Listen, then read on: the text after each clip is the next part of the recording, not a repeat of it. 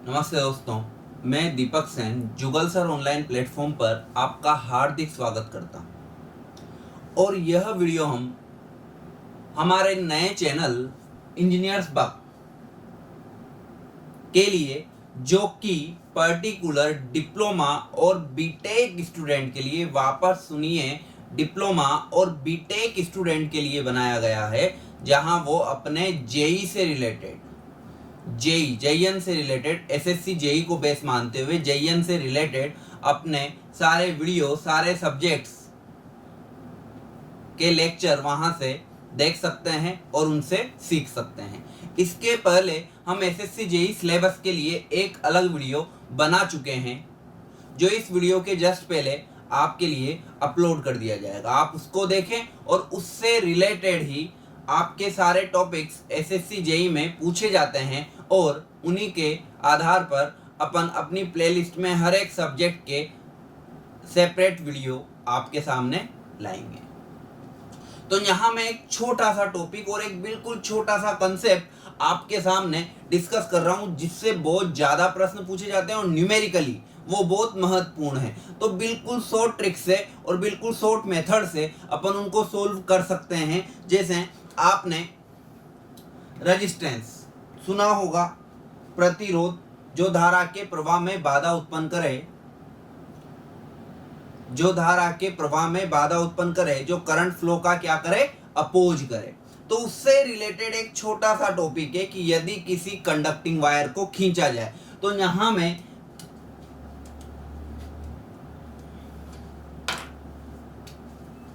इसके फॉर्मूलों को अपन देखते हैं। R is equal to rho L by A. तो यहां एक छोटी सी चीज समझ में आती है कि रेजिस्टेंस लेंथ के तो कैसा है, प्रोपोर्शनल, समानुपाती। और एरिया, कौन सा एरिया मेरे बच्चों, क्रॉस सेक्शन एरिया। एरिया कौन सा, ये वाला, ये जो इस पेन का जो आसपास का पूरा एरिया है, ये है सरफेस एरिया, और ये जो पार्ट है ये है क्रॉस सेक्शन एरिया, या मैं कह सकता हूं पेन की मोटाई वाला एरिया। तो उस क्रॉस सेक्शन एरिया के क्या होता है, व्युत्क्रमानुपाती। और यहाँ पे जो रो है, ये है आपकी रजिस्टिविटी,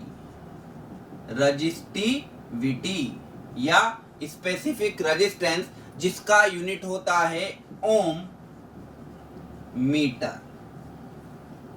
तो इससे रिलेटेड एक छोटा सा टॉपिक, जिससे एक कंसेप्ट निकलेगा, और उस अगर किसी कंडक्टिंग वायर को खींचा जाए तो उसके रेजिस्टेंस में क्या चेंज होगा, उसके वॉल्यूम में क्या चेंज होगा, उसकी रेजिस्टिविटी में क्या चेंज होगा, उससे रिलेटेड अपन कुछ बातें करेंगे। और कुछ न्यूमेरिकल जो आप केवल इन फॉर्मूलों से देख सकते हैं, उनकी चर्चा करेंगे। तो देखिए, अपन ने सबसे पहले देखा, ये है आपका प्रतिरोध का नियम, R is equal to rho L by A, resistance length के प्रोपोर्शनल और एरिया के इनवर्सली प्रोपोर्शनल होता है। तो यदि किसी तार को खींचा जाए, देखिए बेटा, ये वायर है, इसको मैं खींचूं, देखो जोड़ नहीं रहा हूं, जोड़ूंगा तो इस तरीके से नहीं, जोड़ूंगा तो ये एरिया अलग भी हो सकता है। पर यदि इसी वायर को जोड़ा तो ये एरिया, देखो अब ये मोटा है, जोड़ दिया, पर मैंने जोड़ा नहीं है, खींचा है। यदि किसी तार को खींचा जाए तो आप कहेंगे सर खींचोगे तो इसकी लंबाई बढ़ेगी, बिल्कुल।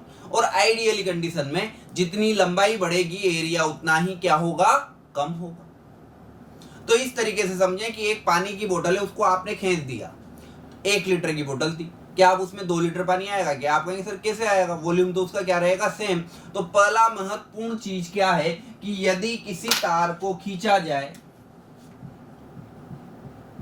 तो उसका वॉल्यूम, आयतन क्या रहेगा, अपरिवर्तित। और सेकंड चीज क्या है मेरे बच्चों, यदि उसी तार को खींचा जाए, एक कॉपर वायर है, उसको मैंने खींचा, क्या वो एल्यूमिनियम का बन जाएगा या सिल्वर का बन जाएगा? आपके सर ऐसे थोड़ी पॉसिबल है। तो जाहिर सी बात है कि उसकी रेजिस्टिविटी, उसकी प्रकृति भी नहीं बदलती है। तो वायर की नेचर, प्रकृति, जिसको अपन बोलते हैं रेजिस्टिविटी, क्या रहेगी, अपरिवर्तित। दो बातें तो ये आपने याद रखनी है कि यदि किसी तार को खींचा जाए, जैसे आपसे पूछ लिया कि किसी तार को 4 की लंबाई को 4 गुना खींचकर बढ़ा दिया जाए तो उसका वॉल्यूम होगा, कोई प्रभाव नहीं पड़ेगा। ठीक है मेरे बच्चों। तो यहां देखिए लंबाई के सापेक्ष में बात करूं तो यदि मैंने लेंथ को लंबाई को खींचकर n गुना कर दिया तो लंबाई, नई लंबाई कितने गुना हो गई, n गुना। अब जितना लंबा हुआ उतना ही पतला हुआ, तो ये वायर अगर मैंने खींचा तो इसकी लंबाई तो बढ़ी पर ये मोटाई क्या हुई बच्चों, कम हुई। और उतनी आइडियल कंडीशन में उतनी ही कम हुई जितनी लंबाई बढ़ी। तो लंबाई कितने गुना बढ़ी मेरे बच्चों, n गुना। तो इसका एरिया जो होगा वो भी कितने गुना कम हो जाएगा, n गुना कम हो जाएगा।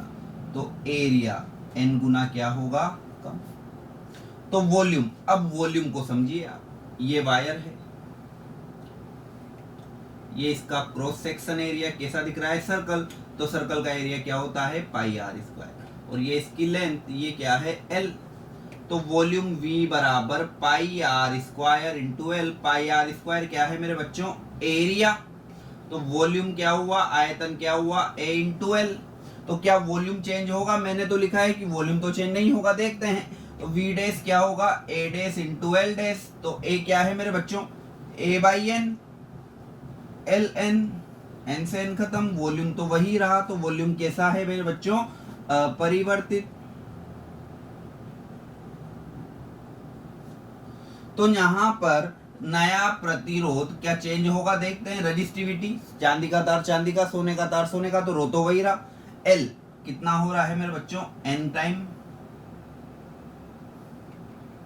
और एरिया कितना हो रहा है, ए बाई एन। ये एन गया ऊपर, तो R dash is equal to होगा एन, ये ऊपर गया तो एन इंटू एन, एन का square rho L by A. और रो एल बाई ए किसके बराबर है, आर के। तो नया प्रतिरोध R dash N square into R. ये बहुत महत्वपूर्ण फैक्टर है कि यदि किसी तार को खींचकर लंबाई को 3 गुना कर दिया जाए तो उसका नया प्रतिरोध क्या होगा। इतनी सब बातें याद नहीं रखनी है, ये तो केवल समझाने की दृष्टि है। आपने तो याद रखना है कि अगर n गुना कर दिया सर तो n का स्क्वायर, 3 का स्क्वायर कितने गुना हो जाएगा, रेजिस्टेंस 9 गुना। डायरेक्ट आंसर है। इसके बाद यदि अपन एरिया की बात करें तो एरिया कैसे कि सर पहले न्यू खींचा था, अब आप न्यू खींच दो, इसकी मोटाई को क्या कर दो, बढ़ा दो।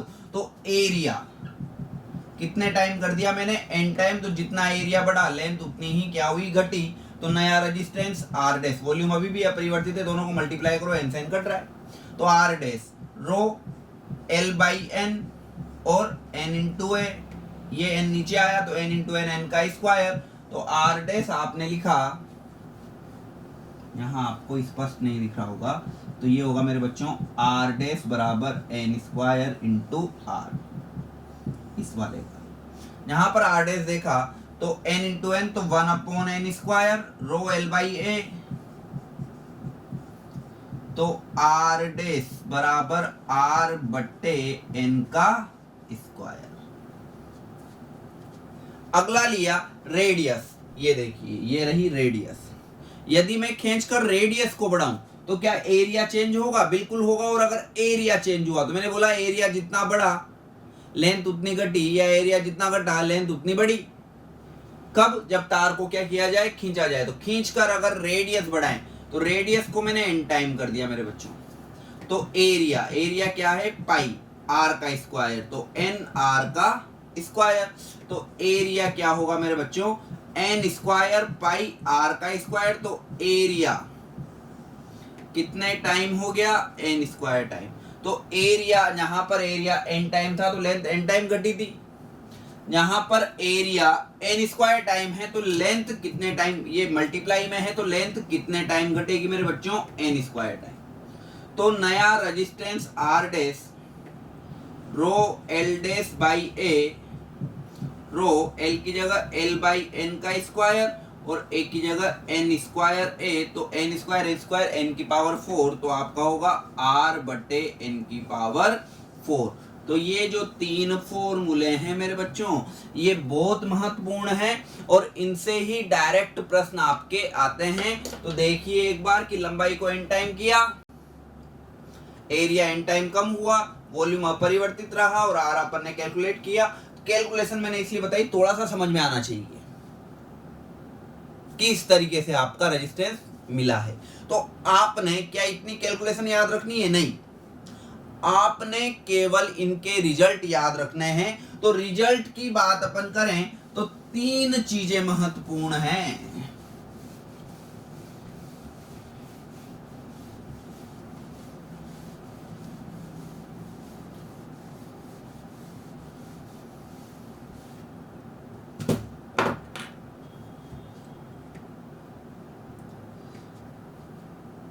क्या किया जाए? खींचकर। किसको? वायर को। किसी कंडक्टिंग वायर को खींचा जाए तो खींचकर किसी वायर को 3 बातें याद रखनी है।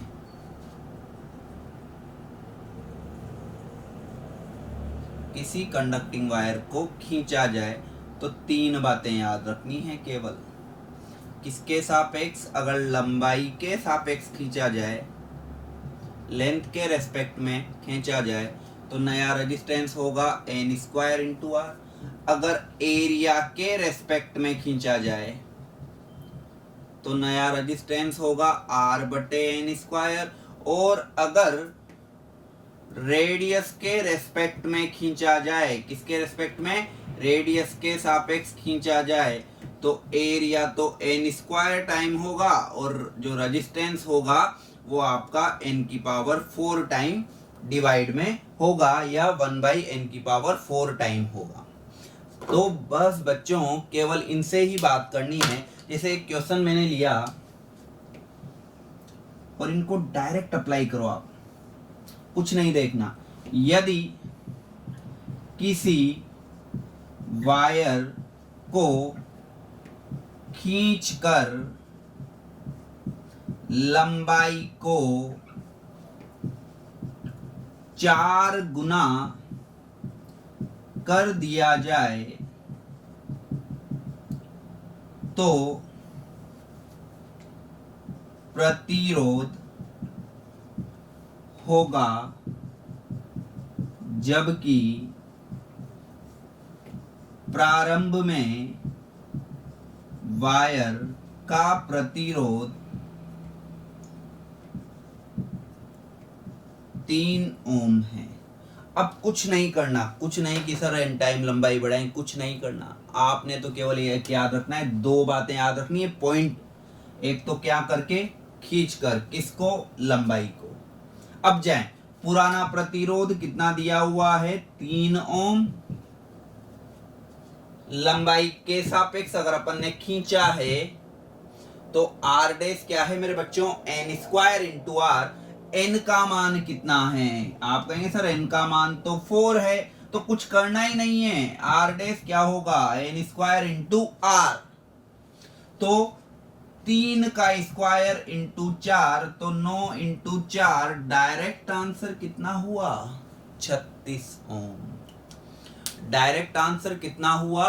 36 ओम।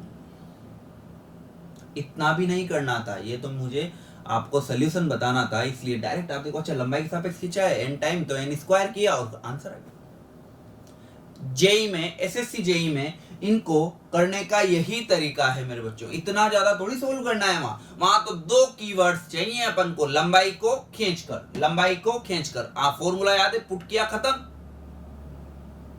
तो इसके बाद अगर और क्वेश्चन में लूं तो वापस देखिए, यदि किसी वायर को खींचकर, अब अपन कर देते हैं एरिया को 2 गुना कर दिया जाए तो प्रतिरोध का मान होगा, जबकि प्रारंभिक प्रतिरोध कितना है मेरे बच्चों? 36 ओम है। अब आप कहेंगे सर ये तो हमें आ गया, और कईयों ने तो कर भी लिया होगा। मैंने क्वेश्चन लिखा, आपने कर लिया होगा आंसर। यही तो मुझे चाहिए, यही तो मुझे चाहिए मेरे बच्चों। फटाफट आंसर आना चाहिए। तो आपने देखा खींचकर किसके रेस्पेक्ट में, एरिया के रेस्पेक्ट में। रेजिस्टेंस कितना था, 36 ओम। रेजिस्टेंस कितना था, 36 ओम। और आपका कितने टाइम किया, 2 टाइम, किसके रेस्पेक्ट में, एरिया के रेस्पेक्ट में। किसके रेस्पेक्ट में, एरिया के रेस्पेक्ट में। तो यहां पर एरिया कितने टाइम किया, 2 टाइम। आप यहां गए, आपने कहा अरे सर बहुत आसान है, आर डैश बराबर आर बाई एन का स्क्वायर। आपने बोला 36/2 का स्क्वायर, और आपने बोला 36/4, 9 चौक 36, तो कितना ओम, 9 ओम। और यहां तो एक सीधी सी बात आ गई, अपन ने देखा था एरिया बढ़ाएंगे तो रेजिस्टेंस घटेगा, क्योंकि आर एरिया की क्या है, इनवर्सली प्रोपोर्शनल। तो क्या मैंने एरिया बढ़ाया, बिल्कुल बढ़ाया, 2 गुना किया। तो रेजिस्टेंस बढ़ा की घटा, पहले कितना था 36, अब कितना हुआ 9, तो घटा है, बिल्कुल घटा है। तो इस तरीके से आपने जो आपके क्वेश्चंस हैं उनको सोल्व करना है बिना किसी देरी के। हद से 4 से 5 सेकंड भी नहीं लगने चाहिए। आगे किया, थोड़ा सा मैं इस क्वेश्चन को चेंज करूं। यदि किसी वायर की रेडियस को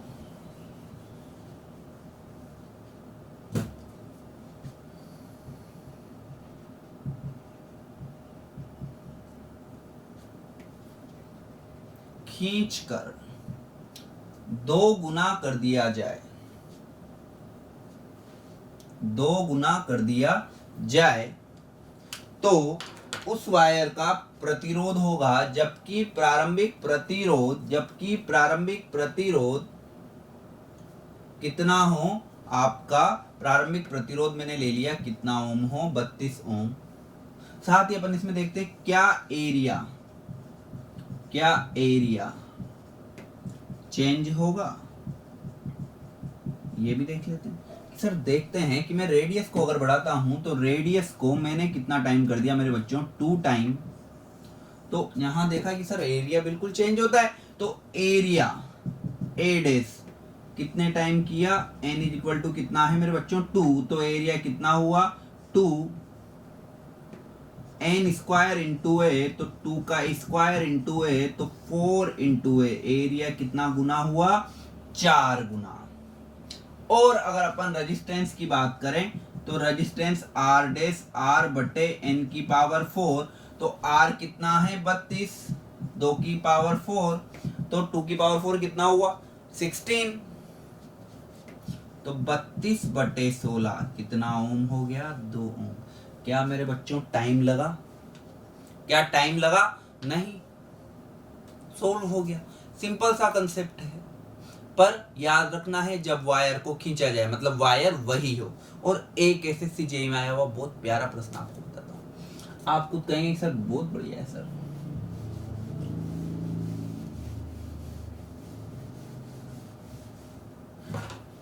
क्वेश्चन है,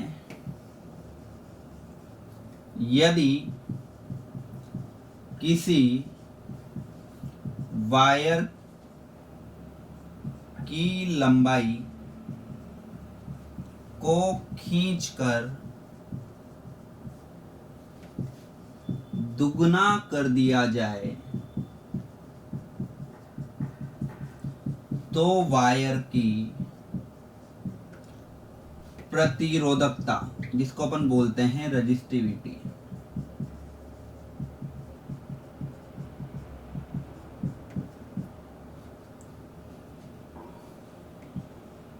का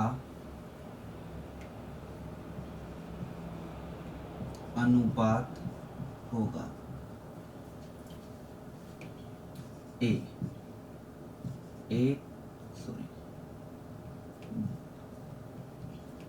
है 4:1, बी है 2:1, सी है 1:1 और डी है कोई।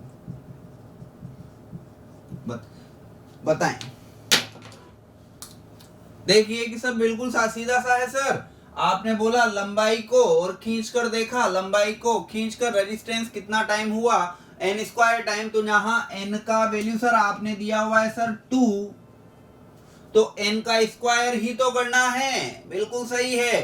n का स्क्वायर किया तो 2 का स्क्वायर कितना हुआ 4। तो आप कहेंगे सर रेशियो जो आएगा आर डैश अपॉन आर, तो आर डैश क्या है, N square into R upon R, 2 का square into R upon R, और आप कहेंगे सर 4/1, 4:1। बिल्कुल सही है, बिल्कुल गलत है। क्यों है कि सर हमने तो उत्सुकता में क्या किया कि हमने तार को खींच भी दिया, लंबाई को दुगना भी कर दिया, पर हम इतने ज्यादा एक्साइटमेंट में थे क्योंकि आपने बताया था कि लंबाई और खींच कर देखो और उड़ा दो। नहीं उड़ाना है, थोड़ा बुद्धि भी लगानी है। क्या उसने रेजिस्टेंस पूछा? नहीं, उसने क्या पूछी, रजिस्टिविटी। क्या पूछी, रजिस्टिविटी। और आपके साथ खेला है मेरे बच्चों, उसको याद है, बच्चा देखेगा लंबाई और खींचकर 2 का स्क्वायर क्या हुआ, 4, पल आंसर, और वही है। अरे वाह, मुझे आ गया। गलत हो गया मेरे बच्चों, क्योंकि आपसे उसने रेजिस्टेंस का रेशियो नहीं पूछा, उसने किसका रेशियो पूछा है, रजिस्टिविटी का। अब मुझे बताइए, मैंने आपको बोला था तार की प्रकृति, एक वायर को खींचा जाए तो उसकी रजिस्टिविटी थी पहले 1 ओम मीटर, अब उस तार को दुगना कर दिया, क्या उसकी रजिस्टिविटी चेंज होगी? रजिस्टिविटी तो निर्भर ही किस पर करती है, तार की प्रकृति पर। प्रकृति मतलब तार कैसा था। क्या मैंने जब उसको खींचा तो वो अगर कॉपर का था तो क्या चांदी का होगा? नहीं, तो रजिस्टिविटी उसकी चेंज होगी क्या? नहीं चेंज होगी। तो क्योंकि, तो आंसर है मेरे बच्चों चेंज नहीं होगी, तो 1:1। चूंकि वायर को खींचने पर